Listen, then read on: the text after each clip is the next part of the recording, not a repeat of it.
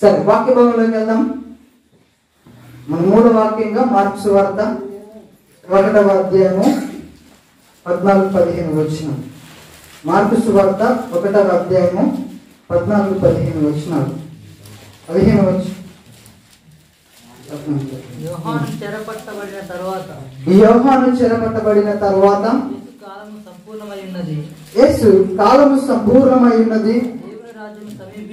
దేవుని రాజ్యము సమీపించి ఉన్నది. మారు మనస్సు పొంది సువార్త నమ్ముడని చెప్పుచు దేవుని సువార్త ప్రకటించుచు గలిలయకు వచ్చెను. హల్లెలూయా, హల్లెలూయా. కాలము సంపూర్ణమై ఉన్నది. దేవుని రాజ్యము సమీపించి ఉన్నది. మారు మనసు పొంది సువార్త నమ్ముడని చెప్పుచు దేవుని సువార్త ప్రకటించుచు. ఏంటంట? కాలం ఏమైంది? సంపూర్ణమైంది. కాలము సంపూర్ణమైంది. దేవుని రాజ్యము సమీపించి ఉన్నది. జాగ్రత్త, ఇక్కడ మనం చదివినట్లయితే దేవుని రాజ్యము సమీపించుచున్నది అని అంటా ఉంటారు. కానీ ఇక్కడ ఒక్కసారి జాగ్రత్తగా చదవండి. దేవుని రాజ్యము సమీపించి ఉన్నది. దేవుని రాజ్యము సమీపించి ఉన్నది. దేవుని రాజ్యము సమీపించి ఉన్నదంట. ఇంగ్లీష్ లో బాగుంటది ఏంటంటే ద కింగ్డమ్, దేవుని రాజ్యం, ది కింగ్డమ్ అట్ హ్యాండ్, అంటే చేతి దగ్గర ఉన్నది అని అర్థం. దేవుని రాజ్యము చేతి దగ్గర ఉన్నది. మనం ఆరాధన చేస్తున్నాం అనుకోండి, మనం చేయి లేపుతాం కదా. సో ఇంకొంచెం చేయి ఇట్లా పైకి అంటే దేవుని రాజ్యంలోకి వెళ్ళిపోతుంది చెయ్యి అన్నట్టుగా, అంత దగ్గరికి దేవుని రాజ్యము సమీపించి ఉన్నది. ఎంత దగ్గరికి అంటే మనం చేయి లేపితే తగులుతుంది. ఇంకా అంత దగ్గరికి దేవుని రాజ్యము సమీపించి ఉన్నది. ఏం చేయాలా? మారు మనస్సు పొందాలా, సువార్తని నమ్మాలా. చాలా మంది రోజుల్లో మారు మనసు పొందట్లేదు, మనసులు మారట్లా, సువార్తని నమ్మట్లా. ఎంత దేవుడి గురించి చెప్పినా కానీ ఏదో అలా వింటున్నారు, వదిలేస్తున్నారు. కానీ దేవుని రాజ్యం సమీపించి ఉన్నది. ఇప్పుడే రావచ్చు, రేపే రావచ్చు, చెప్పలేము. ఒకవేళ ఇప్పుడే దేవుడి దానికి వస్తే ఎంతమంది మనం ఎత్తబడతాం? ఆ రాజ్యంలోకి మనం ఎంతమంది వెళ్తాం? ఆ రాజ్యంలోకి వెళ్ళాలంటే అర్హత ఏంటి? యేసుక్రీస్తు యొక్క రక్తంలో కడగబడాలా. ఎవరైతే ఆయన రక్తంలో కడగబడి బాప్తీసం తీసుకొని ఆయన బిడ్డగా మారుతారో వాళ్ళు మాత్రమే ఆ రాజ్యంలోకి చేరతారు. మిగతావారు ఎవరు కూడా చేరరు. అందుకనే దేవుని రాజ్యము సమీపించి ఉన్నది. మారు మనసు పొందండి, ఆ రక్షణ సువార్తను నమ్మండి, బాప్తిస్వం తీసుకోండి. ఎవరైతే ఇంకా నువ్వు బాప్తిస్వం అనుభవంలోకి రాలేదో ఈ రోజే మీరు ఒక నిర్ణయాన్ని తీసుకోవాలా. ఈ రోజే మీ మనసుని మీరు మార్చుకోవాలా. దేవుని రాజ్యం సమీపించి ఉన్నది. కాలము సంపూర్ణం అయిపోయింది. మారు మనస్సు పొందాలి. మన మనస్సు మారాలా. ఎందుకయ్యా అందరి మనస్సు మారట్లేదు అంటే కారణం ఎవరు తెలుసా? క్రైస్తవుడే కారణం. ఎవడు? క్రైస్తవుడే కారణం. దేవుని నమ్ముకున్న బిడ్డలే కారణం. దేవుని నమ్ముకున్న బిడ్డలను బట్టే అన్యజనుడు ఎవరు కూడా దేవుని సన్నిధికి రావట్లే. ఈరోజు మనం చేస్తున్న యథా వేషాలను బట్టే ఎవరు ఈరోజు దేవుని సన్నిధికి రావట్లా. దేవుని సన్నిధికి వస్తాము, పాటలు పాడతాము, ఆరాధన చేస్తాము, ఇంటికి వెళ్తాము, బయటికి వెళ్ళగానే మన ఇష్టం వచ్చిన జీవితాన్ని జీవిస్తూ ఉంటాం. ఈ జీవితాన్ని చూసిన అన్యజనులు అందరూ దేవుని దగ్గరికి ఎలా వస్తారు? దేవుని ఎలా నమ్ముకుంటారు? దేవుని రాజ్యం సమీపించినది. ఈ హ్యాండ్, చేతి దగ్గరగా ఉంది దేవుని రాజ్యం. ఇలా ఇట్లా పైకన్నా ఉంటే దేవుని రాజ్యం తగిలే అంతగా దేవుని రాజ్యం సమీపించింది. ఈరోజు దేవుని రాజ్యంలో నువ్వు వెళ్తావా? నీ జీవితం ఏ విధంగా ఉంది? మారు మనసు నువ్వు పొందావా? చర్చిలో ఒకలాగా, బయట ఒకలాగా. దేవుని బిడ్డ అని చెప్తున్నా నువ్వు దేవుని యొక్క బిడ్డని, దేవుని యొక్క కుమారుడి కుమార్తెను చెప్తున్న నీ యొక్క జీవితము ఈరోజు ఏ విధంగా ఉంటుంది? ఒకసారి ఆలోచన చేసుకోవాలి. మనము 2020 సంవత్సరం అంతా కూడా మనం దేవునికి ఇష్టానుసారంగా జీవించామా? ఎలా జీవించాము? బయటనంట బాహాటంగా యేసుక్రీస్తు యొక్క నామం దూషించబడుతుందంట. బాహాటంగా చిన్నపిల్లలు మొదలు పెద్దల వరకు కూడా దేవుడు అంటే భయం లేదు. భయము లేని భక్తి చేస్తున్నాం మనందరం. క్రైస్తవులు అందరూ కూడా ఎక్కువనే తయారయ్యారు. భయము లేని భక్తి. భయం లేని భక్తి ఎక్కడో తెలుసా? చర్చికి వస్తాం, పాటలు పాడతాం, వాక్యం వింటాం, తర్వాత ఇంటికి వెళ్ళినాక మన ఇష్టానుసారమైన జీవితాన్ని మనము జీవిస్తూనే ఉంటాం. దేవుడి పిల్లలుగా ఉంటాం. బై బర్త్ క్రిస్టియన్ గా ఉంటారు. చాలా మంది పుట్టడమే క్రైస్తవ పుడతారు. చిన్నప్పటి నుంచి దేవుడి సన్నిధిలో ఉంటారు. దేవుడి సన్నిధికి వచ్చి ఓ దేవానికి స్తోత్రం అని ఆరాధనని ఆత్మతో సత్యంతో ఆరాధించినట్టుగా నటించి ఆరాధన చేస్తారు. ఇంటికి వెళ్తే హలో ఎక్కడున్నావు, ఏం చేస్తున్నావు, తిన్నావా, పడుకున్నావా? ఇది జీవితం. ఇలాంటి జీవితం జీవిస్తే నీ పక్కన చూసేవారు, నీకంటే చిన్నవారు ఎవ్రీ సెకండ్ ప్రతి ఒక్క కన్ను మనం అబ్జర్వ్ చేస్తుంది. బయట సీసీ కెమెరాలు, ప్రతి ఒక్క కన్ను ఒక సీసీ కెమెరా. అర్థమైందా? ప్రతి ఒక్క కన్ను కూడా ఒక సీసీ కెమెరా. బయట ఎంత మంది చూస్తున్నారు, ఎన్ని సీసీ కెమెరాలు నిన్ను చూస్తున్నాయి? ఒకసారి ఆలోచన చేసుకోవాలి. ఇన్ని సీసీ కెమెరాల మధ్యలో దేవుడి బిడ్డగా ఉంటున్న నీవు ఏ విధంగా ఉండాలా? దేవుడి నామానికి మహిమ వచ్చేవారుగా ఉండాలి. కానీ మనం ఎట్లుంటున్నాం? దేవుడి నామాన్ని అవమానపరిచేవారుగా, దేవుడి నామాన్ని బాహాటంగా మళ్ళా సిలువ వేసేవారుగా ఉంటున్నాం. ఈ 2020 సంవత్సరంలో ఎన్నిసార్లు యేసుక్రీస్తు ప్రభువుని మరల సిలువ వేయలేదు? ఇక్కడికి వచ్చేంత వరకు కూడా ఎన్నిసార్లు దేవుని సిలువ వేయలేదు? ఆలోచించుకోండి. పాటలు పాడితే సరిపోద్దా? వాక్యం ఒకటి చదివితే సరిపోద్దా? దేవుడి సన్నిధికి వచ్చి వెళ్తే సరిపోద్దా? జీవితం జీవించనక్కర్లేదా? అది కాదు. భయం లేని భక్తి చేస్తున్నారు అంతా. భయం ఉంటే చర్చిలో ఎట్లా ఉంటారో బయట కూడా అట్లనే ఉంటారు. చర్చిలో ఏ విధమైన జీవితాన్ని జీవిస్తారో ఇంటి దగ్గర కూడా అదే జీవితాన్ని జీవిస్తారు. మొన్న ఏం జరిగిందంటే రేపటి చదివాను. ఆన్లైన్ క్లాస్ అంట. ఆన్లైన్ క్లాసులు అని చెప్పి సెల్లులు కొనిచ్చారు పిల్లలకి. మంచిదే, తల్లిదండ్రులు జాగ్రత్తగా వినండి. మీరు మీ పిల్లలకి సెల్లులు కొనిచ్చారు, మీ పిల్లల్ని మీరు అబ్జర్వ్ చేస్తున్నారా? ఆ సెల్లుతో వాడు ఏం చేస్తున్నాడు, ఏం చూస్తున్నాడు? ఆన్లైన్ క్లాస్ వింటున్నాడు అసలు లేదా? ఒకసారి మీరు గమనించాలి. ఏదో సెల్లు కొనిచ్చిన అయిపోయింది కాదు. తల్లిదండ్రులుగా మీరు ఫెయిల్ అయిపోతున్నారు. మీ పిల్లల్ని పట్టించుకోవట్లేదు. సెల్లు కొనిస్తే అయిపోదు. మనం ఏం జరిగిందంటే 13 సంవత్సరాల అమ్మాయి ఫేస్బుక్ లో ఒకటి పరిచయం అయిందంట. ఫేస్బుక్ లో hi how are you, boy ఎలా ఉన్నావు, నీ పేరేంటి, నా పేరేంటి, అబ్బా నువ్వు చాలా అందంగా ఉన్నావు, నువ్వు కూడా అందంగా ఉన్నావు, అదంతా అనుకొని చాటింగ్ చేసుకొని ఫోన్ నెంబర్స్ తీసుకొని ఒకరికొకరు మాట్లాడుకుంటున్నారు. ఏజ్ ఎంత? 13 సంవత్సరాలు. ఓకే, 13 సంవత్సరాలు అంటే మినిమం 8th క్లాస్ ఉంటుంది. 8వ తరగతి చదివే అమ్మాయి అనుకోవచ్చు. ఓకేనా? 8వ తరగతి చదివే అమ్మాయి. వాడు ఎక్కడంటే కరీంనగర్ అంట. ఈ అమ్మాయిది ఆంధ్ర. కరీంనగర్ లో ఉన్న వాడికి ఆంధ్రాలో ఉన్న అమ్మాయి ఫేస్బుక్ లో పరిచయం అయితే ఇద్దరు నెంబర్లు ఇచ్చుకొని మాట్లాడుకుంటున్నారు. మాట్లాడుకొని ఎక్కడికి వెళ్ళిందంటే నువ్వు వచ్చేయి, కరీంనగర్ వచ్చేయి అని చెప్పి వాడు చెప్పారు. చెప్తే ఈ 13 సంవత్సరాల అమ్మాయి ఏం చేసింది తెలుసా? కొన్ని డబ్బులు ఉంటాయి, పాకెట్ మనీ డబ్బులు ఉంటాయి, తీసుకొని బయలుదేరి బస్ ఎక్కి వెళ్ళిపోయింది. వెళ్ళిపోయి ఒక వరంగల్ నమ్మకుండా వెళ్ళేటప్పుడు డబ్బులు అయిపోతే ఏం చేయాలో అర్థం కాదు. మళ్ళీ వాడికి ఫోన్ చేసింది, దగ్గర డబ్బులు అయిపోయినాయి అంటే వాడు ఎవరిదైనా ఫోన్ పే కానీ గూగుల్ పే కానీ చూడు నేను పంపిస్తా అంటే ఒక స్వీట్ షాప్ దగ్గరికి వెళ్తే అక్కడ స్వీట్ షాప్ దగ్గర అంకుల్ మా తెలిసిన ఆయన నాకు డబ్బులు పంపిస్తారు, మీ Google pay PhonePe number చెప్పారంటే చెప్తే అప్పుడు వాడు 400 రూపాయలు పంపించింది. ఆ 400 పట్టుకొని కరీంనగర్ బయలుదేరింది.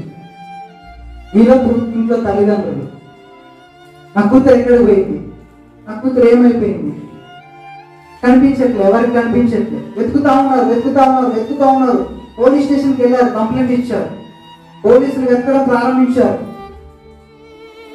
మొత్తానికి వాళ్ళు వెతుకులాటలో వరంగల్లో ఉన్న బేకరీ షాప్ ఉంది కదా, అతని దగ్గరకు వచ్చినట్టు ఇన్ఫర్మేషన్ వచ్చింది. అతని దగ్గరకు వచ్చి అడిగారు, మరి ఆ అమ్మాయి ఇక్కడ నుంచే గూగుల్ పే పంపించమని అతను పంపించాడు, ఇక్కడ నుంచే ఫోన్ మాట్లాడిందంటే అప్పుడు పోలీసులు ఆ నెంబర్ తీసుకొని ఎవరైతే రమ్మన్నాడో వాడు, ఈ అమ్మాయి వాళ్ళ దగ్గరికి వెళ్ళేలోపు పోలీసులు కూడా వాళ్ళ ఇంటి దగ్గరికి వెళ్ళిపోయారు. కరెక్ట్గా అమ్మాయి వాళ్ళ దగ్గరికి వెళ్ళే టైంలో పోలీసులు కూడా అక్కడ ఉండి అమ్మాయిని పట్టుకొని తీసుకొని ఇంటికి తీసుకొచ్చారు. ఏమైంది ఆన్లైన్ క్లాసు? తప్పెవరిది? తల్లిదండ్రులే తప్పు. రోజు నీ కొడుకు నీ కూతురు చెల్లించా బాగానే ఉంది, వాడు ఏం చేస్తున్నాడని ఒక అబ్జర్వేషన్ నీకు ఉండాలి. అబ్జర్వేషన్ లేదు. ముఖ్యంగా క్రైస్తవులు అనేవారు దేవుడి పిల్లలుగా పిలువబడుతున్న వారికి భయమే లేదు, భయం లేని భక్తి. దేవుడి రాజ్యం సమీపించుతున్నది, అయ్యా దగ్గరలో ఉన్నది, మారు మనసు పొందు అంటే ఎవ్వరిని అట్లా ఏదో దేవుని సన్నిధికి వస్తున్నామంటే వస్తున్నాం, భక్తి మాత్రం చేస్తున్నాం, కానీ భయం లేకుండా తయారైపోయింది ఈరోజు క్రైస్తవ సమాజం అంతా కూడా, ముఖ్యంగా యవనస్తులు కూడా. దేవుని సన్నిధిలో బాగానే ఉంటారు, ఎక్కడ నటిస్తారు, ఇంటికి వెళ్తే బయటికి వెళ్తే ఇష్టం వచ్చినట్టుగా జీవిస్తూ ఉంటారు, ఎక్కడ ఉండకూడదు అక్కడనే ఉంటారు, ఏ తాగుబోతుల గుంపులు ఉండదు అక్కడే ఉంటారు, ఏ తిరుగుబోతుల గుంపులు ఉండదు అక్కడే ఉంటారు, ఏ సినిమాలు చూడవద్దో అక్కడే ఉంటారు, ఎవరితో ఫోన్లు మాట్లాడదో వాళ్ళతోనే ఫోన్లు మాట్లాడదు. నాకు తెలియక అడుగుతాను, ఫోన్ మాట్లాడేది అందరూ మీకు అంతగా ఫోన్ మాట్లాడాలని అనిపిస్తే మీ తల్లిదండ్రులకి చెప్పి, నాన్న అమ్మ నేను మాట్లాడలేకుండా ఉండలేకపోతున్నా, నాకు పెళ్లి చేయండి అని చెప్పండి, సరిపోదు. అప్పుడు దేవుడు మనకి అవమానం రాదు. ఎందుకు ఈ బతుకు? దేవుడిని సంతోష పెట్టకుండా దేవుడి నామానికి అవమానం తీసుకొచ్చే పనులు ఎందుకు? ఎంతమంది అబ్జర్వ్ చేస్తున్నారు? ఈరోజు నా ఏజ్లో ఉన్న వాడిని వాడు చూస్తాడు, వీళ్ళందరూ చూస్తారు, ఈ సండే స్కూల్ బ్యాచ్ సీనియర్ అందరూ చూస్తారు, నన్ను అబ్జర్వ్ చేస్తారు. అన్న ఎట్లుంటున్నాడు, అన్న ఏం చేస్తున్నాడు, ఎవరితో ఫోన్ మాట్లాడుతున్నాడు, ఏం చేస్తున్నాడు, ఏ టైంకి ఏం చేస్తున్నాడు, అసలు బైబుల్ చదువుతుందా, ప్రార్థన చేస్తుందా లేదా అని వాళ్ళు నా ఏజ్లో ఉన్న వాళ్ళని చూస్తారు. ఇప్పుడు వాడు ఏం నేర్చుకోవాలా?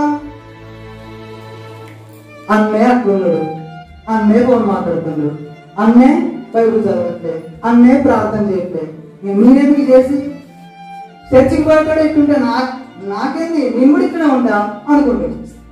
ఏది భయం ఎక్కడుంది? చాలా జాగ్రత్తగా మనకు జీవితాన్ని మనం కట్టుకోవాలి. దేవుని యొక్క రాజ్యము సమీపించున్నది, మారు మనసు పొందాలి. ఇప్పటికైనా ఈ 2020 సంవత్సరం అంతా కూడా దేవుణ్ణి నువ్వు బాధ పెట్టి ఆశకరంగా జీవించామేమో. కాబట్టి ఈ 2021 సంవత్సరానికైనా మనము మన జీవితంలో మార్పు రావాలి. ఈ సువార్త ఎప్పటి నుంచి ప్రకటించబడుతుంది తెలుసా? మారండి మారండి మారండి, దేవుని రాజ్యం వస్తుంది, మారండి మారండి అని చెప్పండి. ఎప్పటి నుంచి చెప్తున్నారు చెప్పండి? నోవహు కాలం నుంచి కదా. నేను అంటాను నోవహు కాలం కంటే ముందు నుంచి కూడా చెప్తాను. ఒకసారి చూద్దాం రండి. యూదా రాసిన పత్రిక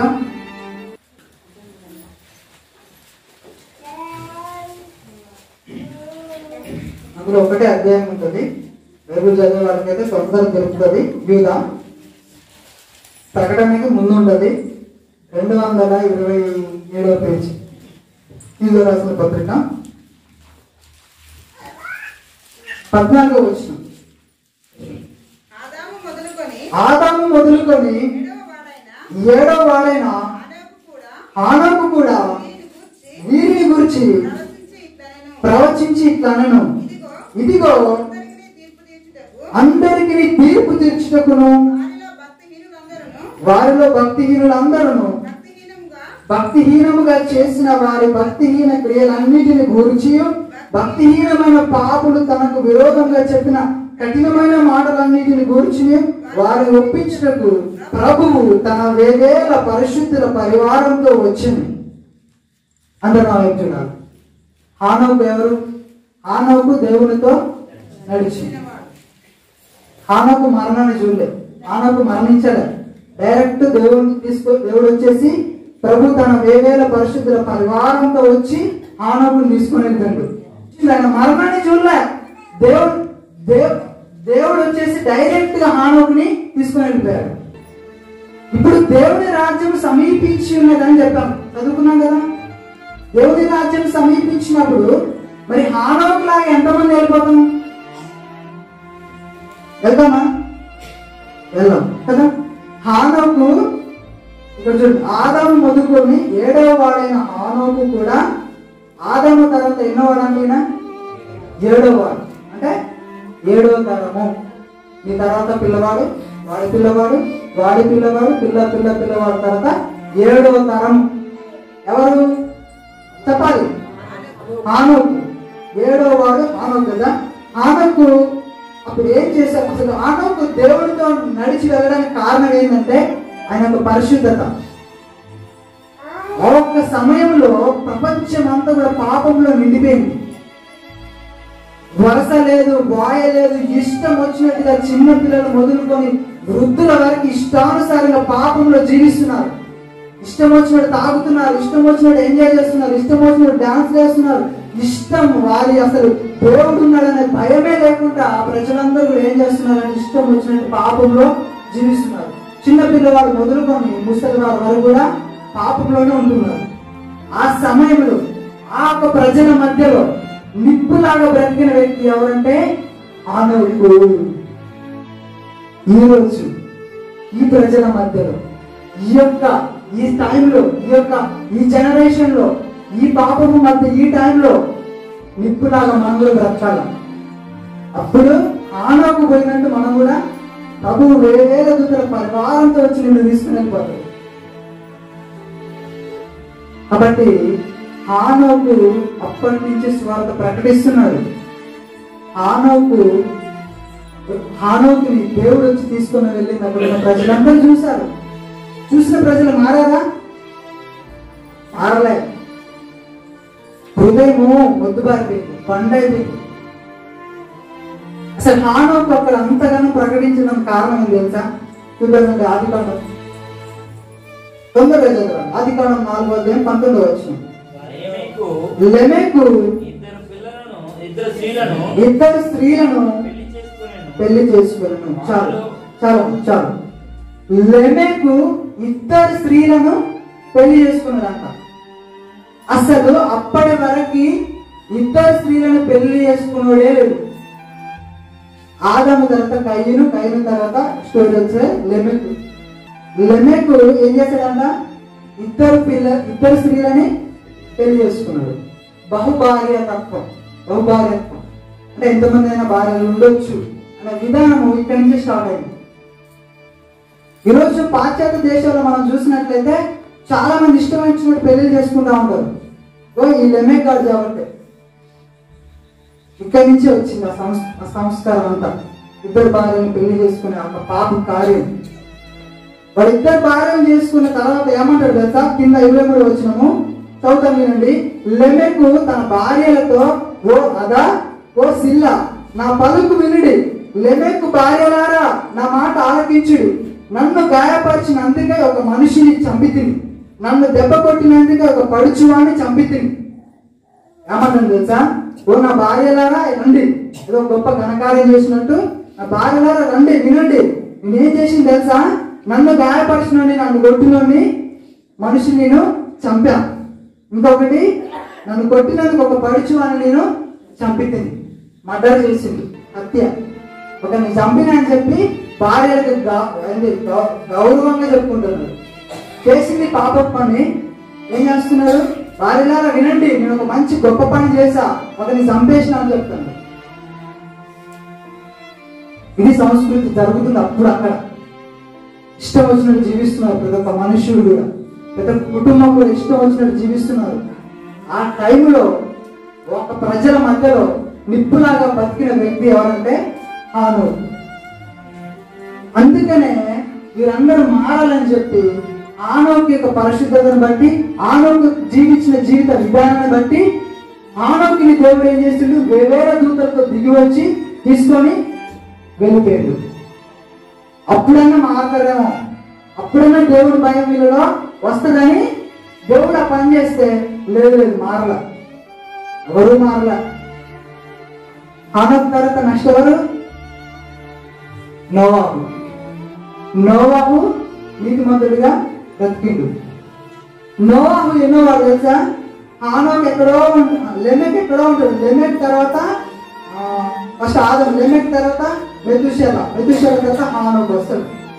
మధ్యలో చాలా మంది వస్తారు. అంటే నోవాహు యొక్క ముత్తాత వాళ్ళ నాన్న ఈ హానోకు, నోవాహు వాళ్ళ ముత్తాత వాళ్ళ నాన్న ఈ హానోకు. అంటే 3-4 తరం తర్వాత వచ్చిన వాడు ఎవరంటే నోవాహు.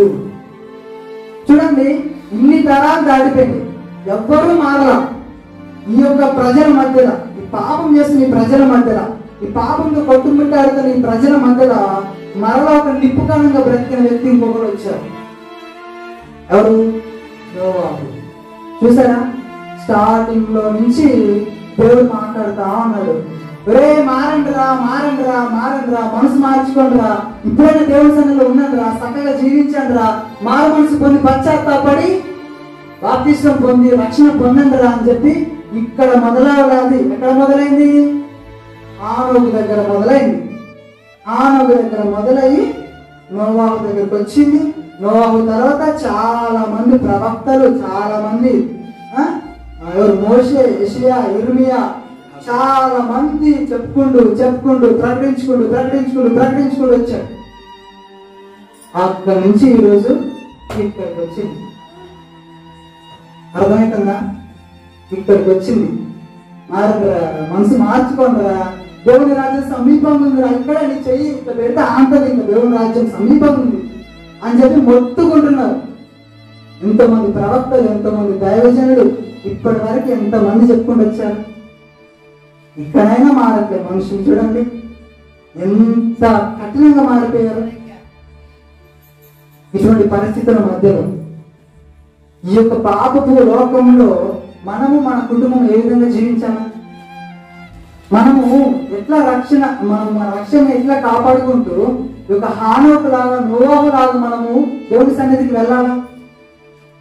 మన ముందు నడిచిన వారు ఎవరు? మనకి మాదిరి ఎవరు? ఎవరు అంటే నోవాహు. ఎవరు? నోవాహు కుటుంబం. నోవాహు కుటుంబాన్ని చూసి ఈరోజు మనం నేర్చుకోవాలి. నోవాహు కుటుంబం ఏ విధంగా దేవుని సన్నిధిలో జీవించిందో ఆ విధంగా ఈరోజు నీ కుటుంబం కనుక జీవిస్తే, నోవాహు ఎట్లయితే రక్షించబడ్డాడో అట్లా నీ కుటుంబం రక్షించబడుతుంది. లేదంటే ఇక్కడ పొట్టు రాలిపోతారు అందరూ. ఇది జరిగింది. ఎందుకంటే యేసుక్రీస్తు ప్రభువు చెప్పిన మాట ఒక్కటి కూడా తప్పిపోదు. ఆయన వచ్చాడు మొదటిసారి, రెండవసారి కూడా రాబోతున్నాడు. ఇది నిజం. ఇప్పుడు యేసుక్రీస్తు ప్రభువు లోకానికి వచ్చి ఎన్ని రోజులైంది? 1/1/2021. నెక్స్ట్ అందులోకి అడుగు పెట్టబోతున్నాము కదా. 2021 సంవత్సరాలు ఆయన యేసుక్రీస్తు ప్రభువు వచ్చి కదా, వచ్చాడా లేదా? ఇప్పుడు మనం డేట్ వేసింది, ఆయన పుట్టుకతోనే డేట్ వేసాం. మొదటిసారి వచ్చిన వాడు ఖచ్చితంగా రెండవసారి వస్తాడు. ఎవడైతే ఈ సమయము, ఈ టైంలో మారు మనసు పొంది పాప జీవితాన్ని ఒప్పుకొని పశ్చాత్తాపడి ఆయన సన్నిధిలో ఆయనకి ఇష్టమైన బిడ్డగా జీవించి బాప్తిసం తీసుకుంటాడో వాడు మాత్రమే దేవుని సన్నిధిలోకి వెళ్ళిపోతాడు, ఆ పరలోక రాజ్యానికి వెళ్తారు. ఇంకా ఎవరికి అవకాశము లేదు. కాబట్టి ఈరోజు నువ్వు ఒక నిర్ణయాన్ని తీసుకోవాలా. ఈరోజు మీ కుటుంబం, నువ్వు నోవాహు కుటుంబాన్ని చూడాలి, చూసి నేర్చుకోవాలా. నోవాహు భార్య కదా, నోవాహు భార్యకి ఎంతమంది కోడళ్ళు? ఎంతమంది మాట్లాడాలా? హల్లెలూయా, హల్లెలూయా, హల్లెలూయా. నోహు భార్యకి ఎంతమంది కోడళ్ళు? 3 కోడళ్ళా? సరే, ఎంతమంది కొడుకులు? 3 కొడుకులు, 3 కోడళ్ళు కదా. దేవుడు చెప్పినట్టుగా ఓడ తయారు చేశారు, ఓడలోకి వెళ్ళారు. 3 కోడళ్ళు ఆమెకు ఉన్నారు కదా. మరి ఓడలో ఆమె ఒక అత్త రోల్ని లీడ్ చేస్తుంది. అంటే కోడలని ఏ విధంగా చూసుకోవాలి, కొడుకుల్ని ఏ విధంగా చూసుకోవాలి, దేవుడి సన్నిధిలో ఏ విధంగా మనం ముందుకు వెళ్ళాలి అనే క్యారెక్టర్ కలిగిన భార్య ఎవరంటే నోహు భార్య. ఈరోజు అత్తగా ఉంటున్న నీవు నోహు భార్యను చూసి నేర్చుకోవాలి. ఎంతమంది అత్తలు ఉన్నారో నోహు భార్యను చూసి నేర్చుకోవాలి. ఎప్పుడు కూడా వాళ్ళ కోడళ్ళతోటి ఆమె ఎప్పుడు గొడవ పెట్టుకోవాలి. ఎప్పుడు కూడా అసలు గొడవ జరిగినట్టే లేదు. ఎన్ని రోజులు ఉన్నారో అన్ని రోజులు కూడా ఏ గొడవ లేదు. ఒక ఫ్యామిలీ ఎట్లా ఉందంటే ప్రతినిత్యము దేవుని సన్నిధిని అనుభవించుకుంటూ ఉన్నది. ఎవ్రీడే వాళ్ళకి దేవుని యొక్క సన్నిధి వారు అనుభవించారు. ప్రతిరోజు కూడా ఫ్యామిలీ ప్రేయర్ ఉండేది, వాళ్ళు కలిసి ప్రార్థన చేసుకునేవారు. ఈరోజు క్రైస్తవులుగా ఉంటున్నవారు ఎంతమంది కుటుంబాలు ప్రార్థన చేసుకుంటున్నారు? చెప్పండి. కాన్ఫరెన్స్ తాలో చేసుకున్నారు, అంతేగా? వాళ్ళు చేసుకున్నారా? అది ఈరోజు నోహు కుటుంబము మనని ప్రశ్నిస్తుంది. రేపు పొద్దున నువ్వు దేవుని సన్నిధికి వెళ్ళినప్పుడు దేవుడు ఏం చేస్తాడు తెలుసా? నోహు కుటుంబాన్ని అక్కడ పెట్టేసి కూర్చుంటాడు పక్కన. అప్పుడు ఏం చేస్తాడు తెలుసా? నోహు భార్య అతనందరిని అడిగింది, అతనందరిని అడుగుతుంది వరుస పెట్టి నిల్చున్న వాళ్ళందరినీ, నువ్వు ఎట్లా జీవించాలి, నీ కోడలతో ఎట్లా ఉండాలి ఏంటి అని చెప్పి నీకు నేను మాదిరి చూపించా. బైబిల్ గ్రంథంలో ఎన్నోసార్లు దైవజనుడు ఎన్నోసార్లు చెప్పాడు. నన్ను చూసి నువ్వు నేర్చుకోవాలి కదా. నన్ను చూసి నువ్వు నేర్చుకుంటే ఈరోజు నువ్వు నీకు ఒక కుటుంబాన్ని నువ్వు నడిపించడానికి కదా అని అడుగుతాడు. అతను అందరిని అడుగుతారా? నోవాహు కూడా అడుగుతాడు. తండ్రిగా మామగా ఎవరుంటున్నారో వారందరినీ కూడా నోవాహు ఏం చేస్తాడు తెలుసా? నిల్చోబెట్టి అడుగుతాడు. నువ్వు ఈరోజు నీ కుటుంబంలో నువ్వే ఎట్లా నువ్వు ఒక మామ క్యారెక్టర్ని నువ్వు పోషించినావు, నువ్వు ఒక తండ్రిగా నువ్వు ఎట్లా జీవించినావు, ఒక తండ్రిగా నీ కుమార్తెను ఎట్లా పెంచినావు, దేవుని సన్నిధిలో పెంచినావా? అడిగితే ఏం సమాధానం చెప్తాం? నెక్స్ట్ నోవాహు కొడుకులు, యంగ్స్టర్స్, యవనస్తులు.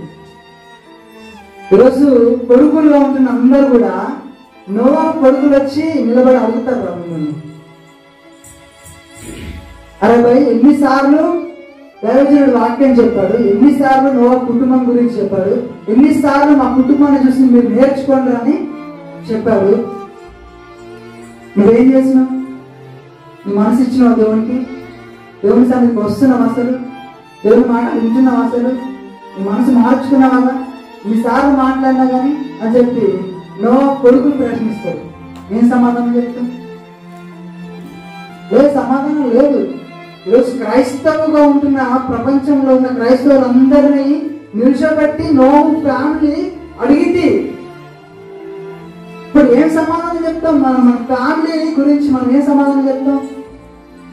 దేవుని సన్నిధిలో నీ కొడుకు కూతురు పెంచినావు, బాగా పెంచాను అని చెప్పి చూపించి చెప్తావా?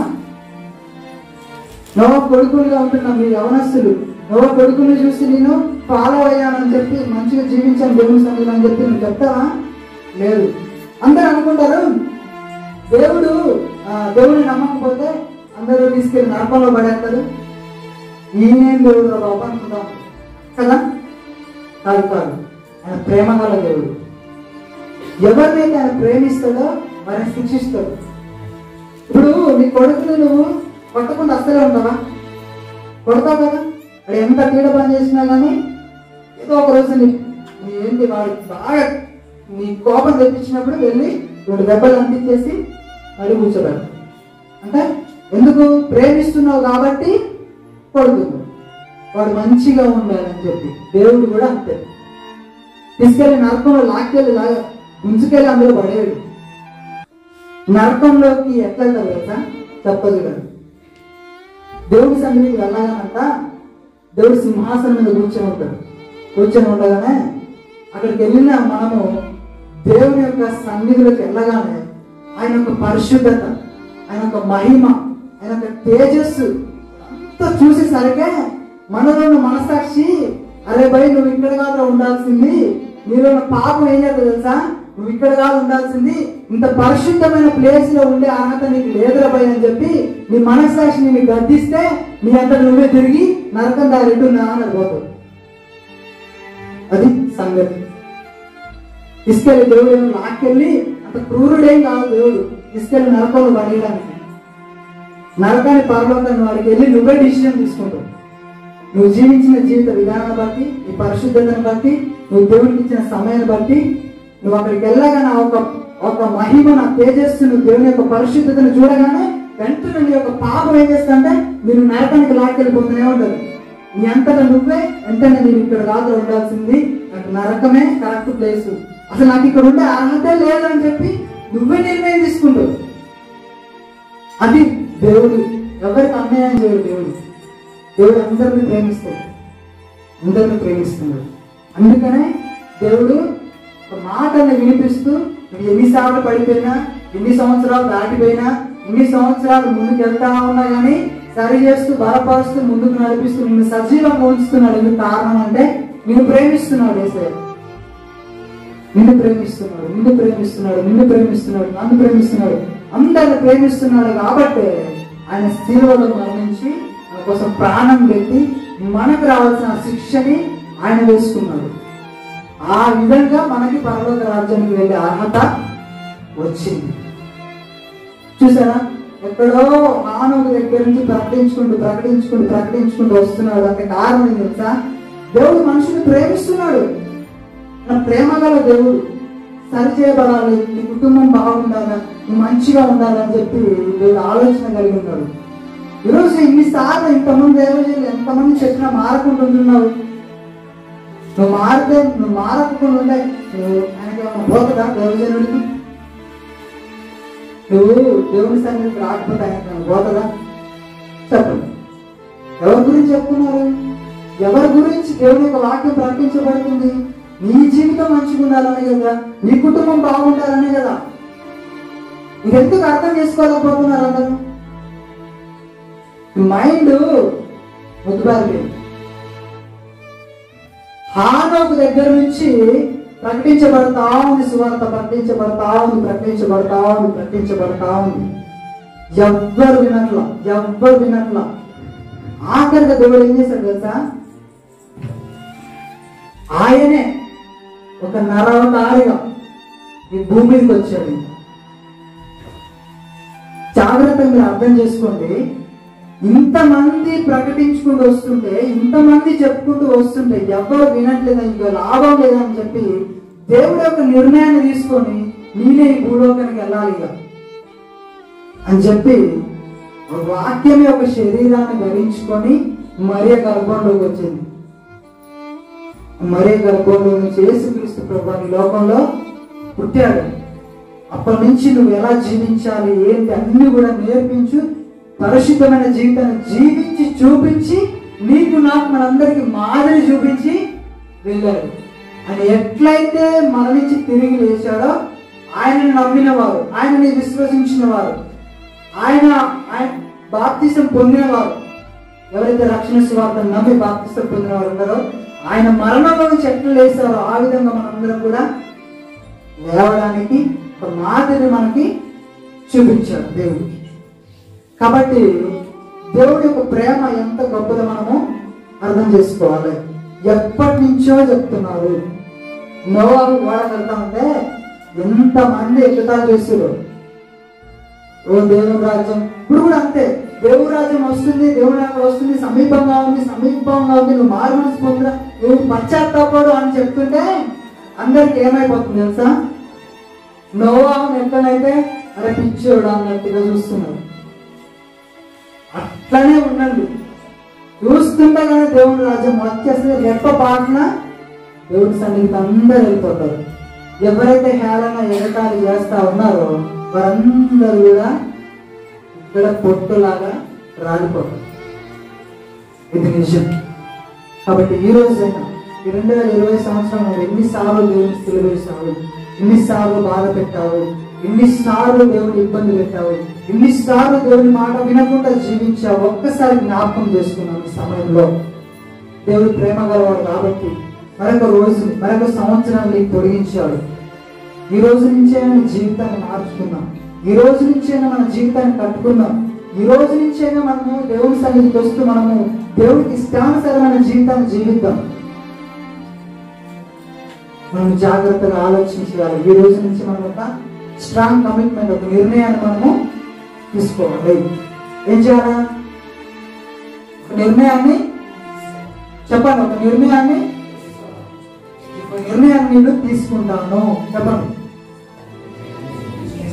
ఒక నిర్ణయాన్ని నేను ఏం నిర్ణయం తీసుకుంటానంటే దేవుని సంతోషపెట్టే బిడ్డగా 2021 సంవత్సరం నేను జీవిస్తాను అని నిర్ణయం తీసుకోవాలి. నామకార్థ భక్తి యొక్క జీవితాన్ని విడిచిపెడతానని ఒక నిర్ణయము తీసుకోవాలి. నామకార్థ భక్తిని విడిచిపెడతాను, దేవుణ్ణి సంతోషపెట్టే బిడ్డగా జీవిస్తాను ఒక నిర్ణయాన్ని మనము తీసుకోవాలి. కాబట్టి మాటలు గురించిన మీరు అందరూ జాగ్రత్తగా ఒక్కసారి మీ జీవితాన్ని పరిశీలన చేసుకోండి. మనకు జీవితం చాలా చిన్నదండి, వెరీ షార్ట్. సంవత్సరానికి ఎన్ని రోజులు చెప్పాలి అందరూ? సంవత్సరానికి ఎన్ని రోజులు? 360 రోజులు కదా. ఒక మనిషి 60 సంవత్సరాలు కనుక బ్రతికితే 60 సంవత్సరాలు కనుక బ్రతికితే 60 × 365 కొడితే ఎన్ని రోజులు అవుతుంది? క్యాల్కులేటర్ వల్ల నేను చెప్తాను. ఒక మనిషి 60 సంవత్సరాలు కనుక బ్రతికితే 60 × 365 కొడితే 21,900 రోజులు. ఎన్ని రోజులు? 21,900 రోజులు. ముందు చెప్పండి. 21,900 రోజులు.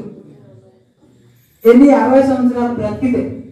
అంటే ఒక మనిషి 60 సంవత్సరాలు బ్రతికితే ఆయన యొక్క రోజులు ఎన్ని అంటే 21,900 రోజులు. అయితే ఇప్పటికీ 30 సంవత్సరాలు అయిపోయిన వాళ్ళు ఉన్నారు, ఇప్పటికీ 20 సంవత్సరాలు అయిపోయిన వాళ్ళు ఉన్నారు లేదా? మరి 21,900 రోజుల నుంచి 20 సంవత్సరాలు అయిపోయిన వాళ్ళు ఉన్నారు కదా. 20 × 365 కొడితే 7,300 రోజులు వస్తుంది. ఈ 21,900 రోజుల నుంచి 7,300 రోజులు తీసేయాలి.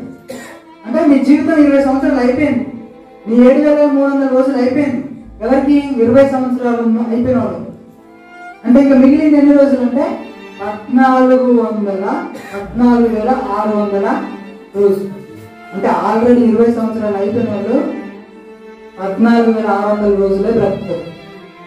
అది 60 సంవత్సరాలు బ్రతికితే. మన జీవితం ఎంత చిన్నదో మీకు అర్థమయ్యేది చెప్తాను. మన జీవితము ఎంత చిన్నదో మనము ఒకసారి ఆలోచన చేయాలి. ఆల్రెడీ 20 సంవత్సరాలు అయిపోయిన వాళ్ళు 14,600 రోజులే మిగిలింది. ఒకవేళ 30 సంవత్సరాలు అయిపోయినాయి అనుకోండి, 30 సంవత్సరాలకి 10,950 రోజులు అయిపోయింది. అంటే ఆయనకు మిగిలిన రోజులు ఎన్ని తెలుసా? ఇంకా 10,950 రోజులు. 30 సంవత్సరాలు అయిపోయిన వాళ్ళు 10,950 రోజులే బ్రతుకుతారు. అది 60 సంవత్సరాలు బ్రతికితేనే మన గ్యారెంటీ లేదు, రేపు ఉండమో తెలియదు.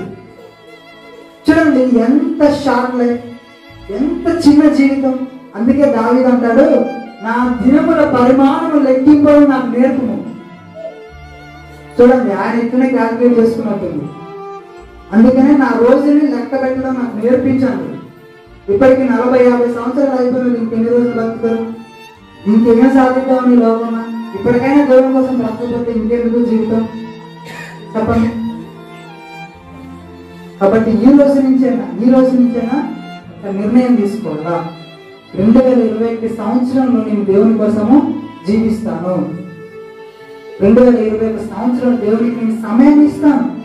ఉచితంగా దేవుడికి సమయాన్ని ఇచ్చాడు. 24 గంటలు ఇస్తే 2 గంటల 40 నిమిషాలు 10% మనం ఇవ్వలేకపోతున్నాం. 24 గంటలు కనీసం 2 గంటల నరనలు దేవుడితో గడపాలి. వాక్యదానం చేయడమా, ప్రార్థన చేయడమా, బైబిల్ చదవడమా, ఏదో ఒకటి. కానీ మనం ఈరోజు ఆ విధంగా దేవుని సన్నిధికే రాము. సంవత్సరం మొత్తంలో దేవుడు రమ్మన్నది 52 రోజులు మాత్రమే. హల్లెలూయా, హల్లెలూయా. ఎన్ని రోజులు? 52 రోజులు. కానీ ఎన్ని వారాలు ఉన్నాయి? 52 రోజులు. ఎన్ని చూసుకోవాలి. ఈ యొక్క 2020 సంవత్సరం ఎన్నిసార్లు మనము తప్పించినాము, మనం దేవుడికి ఎంత సమయాన్ని ఇవ్వకుండా వ్యర్థపరిచినాము అని ఒకసారి ఆలోచన చేసుకోవాలి. చివరి మాట చెప్పి నేను ముగిస్తాను. ఒక దైవజనుడు అంటే ప్రార్థన చేస్తున్నాను. ప్రార్థన చేస్తా చేస్తా చేస్తా చేస్తా ఉంటే ఆమెకు ఒక దర్శనం వచ్చింది. ఆ దర్శనంలో ఆమె పక్కన ఒక వ్యక్తి నిల్చొని ఉన్నాడు. ఈ విధంగా నిల్చొని ఉండి ఆ వ్యక్తికి రక్తం కారుతా ఉంది. జాగ్రత్తగా వినండి మాట. దైవజనులు ప్రార్థన చేస్తున్న దర్శనంలో ఒక వ్యక్తి పక్కన ఇక్కడ నిల్చొని ఉన్నాడు. ఆ వ్యక్తికి రక్తం కారుతా ఉంది.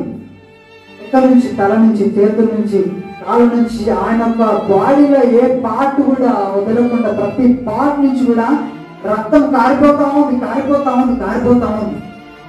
అయితే అమ్మ చూసింది, ఎవరైనా ఇంతగా రక్తం కారుతా ఉంది, ఎవరైనా అని చెప్పి గమనించింది.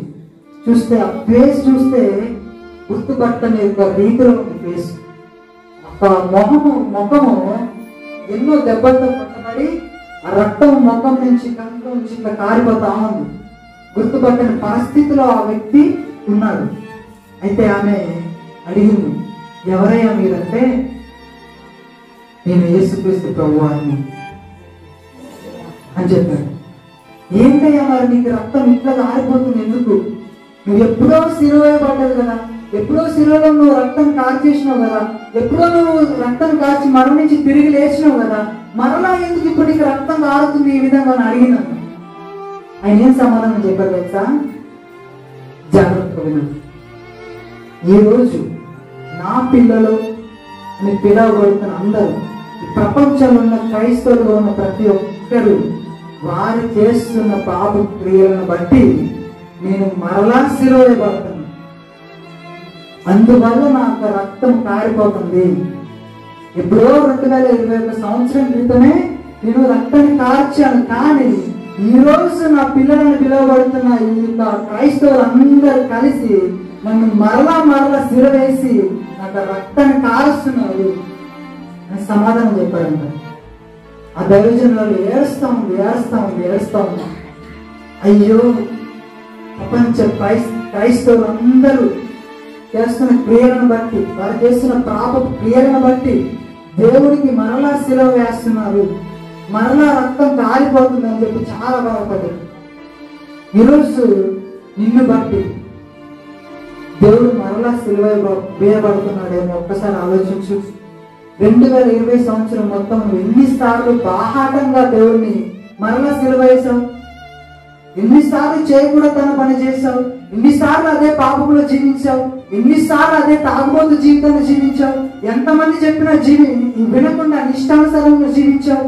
ప్రతిసారి కూడా నువ్వు యేసుక్రీస్తు ప్రభువుని సిలువ వేసినావు.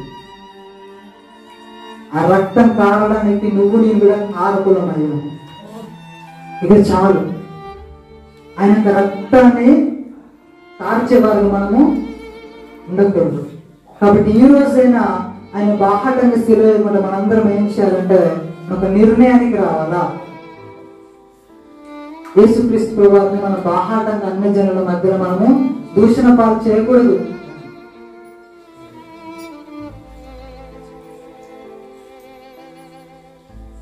ఈరోజు నీ జీవితం ఏ విధంగా ఉంది? ఎన్నిసార్లు దేవుని సిలువ వేశావు? ఎన్నిసార్లు యేసుక్రీస్తుని బాధ పెట్టావు? ఎన్నిసార్లు నీ మాటల వల్ల, నీ ప్రవర్తన వల్ల, నీ క్రియల వల్ల 2020 సంవత్సరం ఎన్నిసార్లు దేవుని సిలువ వేసి రక్తానికి మరలా కార్చేలా చేశావు? ఇక నుంచి అలా చేయకూడదు. కాబట్టి ఈ రోజు మనం ఒప్పుకుందాం, ఈ రోజే మనం ఒప్పుకుందాం. మనం పాపపు జీవితాన్ని విడిచిపెడదాం, ఒక తాగుని విడిచిపెడదాం, ఒక తిరుగుబోతుతనాన్ని విడిచిపెడదాం, ఈ లోకంలో ఉన్న పాపపు క్రియలను విడిచిపెడదాం. దేవునికి సహాయం చేస్తాడు. మనందరం ఆ విధంగా మోకరించినట్లయితే అందరం మోకరిద్దాం. ఎవ్వరు బయటకు వెళ్ళకూడదు, అందరం మోకరిద్దాం. Jesus thank you holy spirit. పరిశుద్ధాత్మ దేవుడా నీకు వందనాలు, స్తోత్రాలు, కృతజ్ఞతాస్తుతులు చెల్లిస్తున్నాం దేవా. ఇప్పుడు వరకు తండ్రి దేవా మీరు వాక్యం చేత మాతో మాట్లాడుతూ వచ్చారు ప్రభా. ఈ గడిచిన 2020 సంవత్సరం అంతా తండ్రి నేను బాహాటంగా ఎన్నో మార్లు శిల వేసాం ప్రభా. ఎన్నోసార్లు బాధ పెట్టాం ప్రభా. ఇష్టానుసారమైన జీవితం జీవిస్తూ వచ్చాం ప్రభా. రైతులను క్షమించండి. ఈ యొక్క రక్తం చేత రోజు కడిగి వేయండి. మరలా నాకు ఒక అవకాశం ఇచ్చినందుకు కృతజ్ఞతలు ప్రభువా అని ఎవరైతే మనస్ఫూర్తిగా ప్రార్థన చేశారో జ్ఞాపకం చేసుకోండి తండ్రి. ఇక్కడ ఉన్న ప్రతి ఒక్కరి దేవా జ్ఞాపకం చేసుకోండి. మీ ఆత్మ చేత అభిషేకించండి. 2021 సంవత్సరంలో తండ్రి మీ కొరకు బలమైన కార్యాలు చేసేవారిగా జీవించినాగున తండ్రి మీ ఆత్మ చేత అభిషేకించండి ప్రభావం కొందనాలు స్తోత్రం తండ్రి. పరిశుద్ధాత్మ ద్వారా సహాయం చేయండి. ఇక్కడ ఒకరు జ్ఞాపకం చేసుకోండి. వారి జీవితాలు తండ్రి దేవా ఈ 2021 సంవత్సరం దీవెనకరంగా ఆశీర్వకరంగా మీరు మార్చండి దేవాలి కొందనాలు స్తోత్రం తండ్రి. ఎవరైతే మనస్ఫూర్తిగా తండ్రి సందులో ఒప్పుకొని తండ్రి దేవా వారి దేవా 2021 సంవత్సరం నడిపించండి దేవాన్ని కొందనాలు స్తోత్రం తండ్రి. ఈ ఆత్మ చేత తండ్రి ఇక్కడ ఉన్న వారందరూ నడిపించండి. బాప్తిస్మ అనుభవంలోకి తీసుకురండి. వారు మనసు పశ్చాత్తాపం బాప్తిస్మం అనే అనుభవంలోకి తీసుకురండి. రేపటి దినం జరుగుతున్న బాప్తిస్మ కార్యక్రమాలు తండ్రి దేవా ఈ రోజు మీరు ఒక నిర్ణయం తీసుకొని మీరు బాప్తిస్మం తీసుకొని లాగిన మీరు ఒక మనసుని మార్చండి ప్రభు. యేసుక్రీస్తు నామం లేకుండా వారి యొక్క మనసు మారును గాక. బాప్తిస్మం పెండింగ్ వేస్తున్న వారు బాప్తిస్మం తీసుకోను గాక. స్తోత్రం. నడిపించిన విధంగా కృతజ్ఞతాస్తుతులు చెల్లిస్తూ మిగిలిన సమయంలో మీరు ముందు నడిపించినట్టు మరలా మమ్మల్ని సరిచేసినందుకు బలపరిచినందుకు మరి ఒక నూతన సంవత్సరంలో మమ్మల్ని తీసుకెళ్తున్న విధానం బట్టి కృతజ్ఞతాస్తుతులు చెల్లిస్తూ సమస్త మహిమ ఘనత ప్రభావం అందరూ మీరు మాత్రమే పొందుతున్నారు. యేసుక్రీస్తు పరిశుద్ధంలో ఇచ్చిన ప్రార్థన అడిగి ఉన్నాం తండ్రి. ఆమేన్. ఆమేన్.